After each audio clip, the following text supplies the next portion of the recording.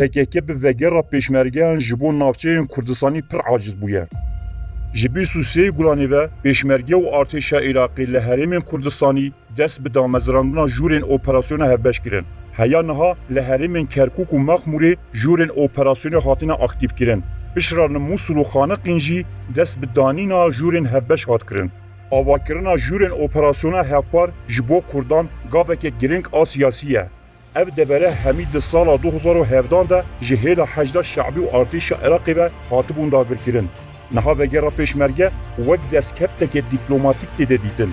Lê derdorên ku ji vê destkeftiyê pir az jî hene. Yek ji wan jî PKK ye.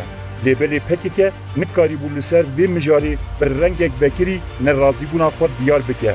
Ji ber vê yekê PKK rêbazên cuda ji bo diyarbûna nerazîbûn û dijberiya xwe bikar tîne. PKK nerazîbûna xwe li hember vegera pêşmerge bo deverên Kurdistanî di anê fêda û bi weşanên xwe yên Engilîzî diyar dike.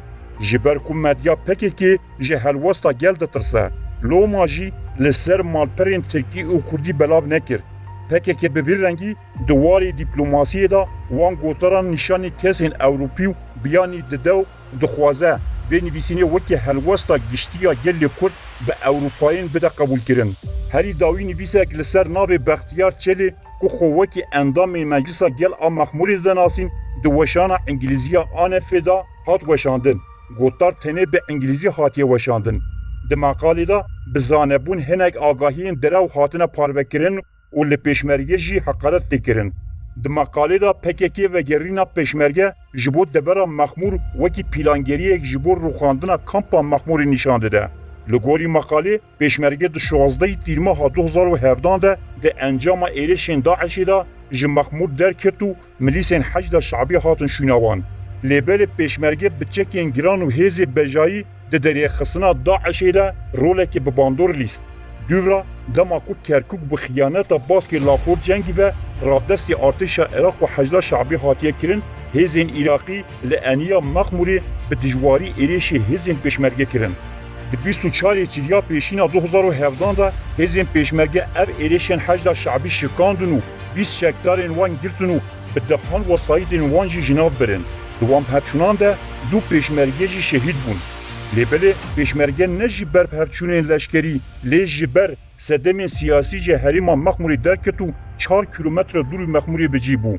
Her wiha divê were zanîn dema ku pêşmergeyan 1 kilometre dûrî wergeha Mexmûrê bi hecda şeعبî ra şer dikir, nêzîkî 300 gerîlayên PKK di mesafeta 1 kilometre wekî temaşevana li şer temaşe dikir û dixwazin hecda şeعبî zer bikeve. Piştî şer PKK fermandarên hecda şeعبî li wargeha Mexmûrê pêşewazî û mêvan kirin.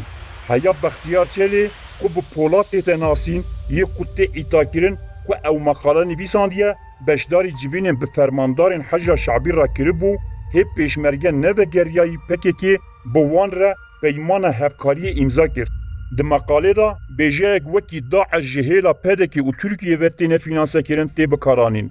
Ev hevok baldarî hatiye helbijartin.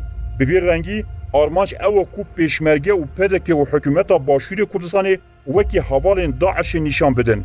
Li gorî vê tawanê dixwazin bibêjin hikûmeta Herêma Kurdistanê hem bi Tirkiye û hem jî bi Daişê re hevpeymaniyek stratejîk heye.